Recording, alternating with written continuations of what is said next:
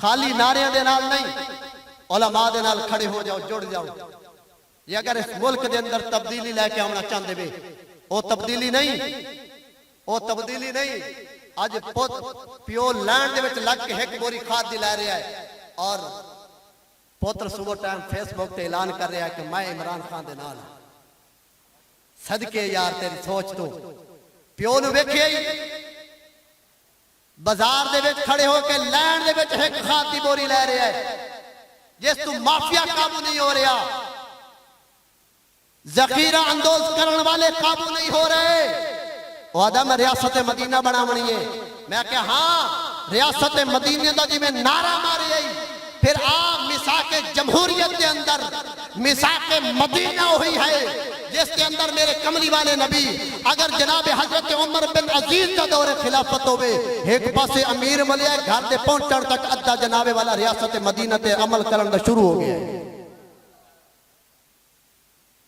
تو صرف کھوکھلے نعرے ریاست مدینہ دے،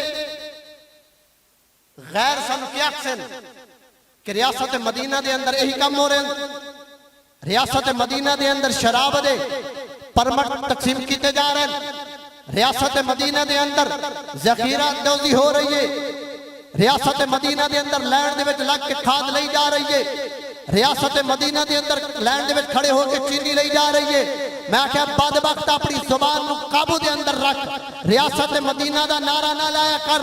ریاست مدینہ ایک ایسا مقدس لفظ ہے، یہ تو سوچ بھی نہیں سکتا، جس نو ختم نبوت خاتم النبیین پڑھنا نہیں آیا۔ افسوس ہے وہ بندہ دا کہ میں ریاست مدینہ بنانا چاہنا۔ میں کہ ہاں ہاں ریاست مدینہ تے عمل پیرا ہون دی تو کوشش کر، سارے علماء دے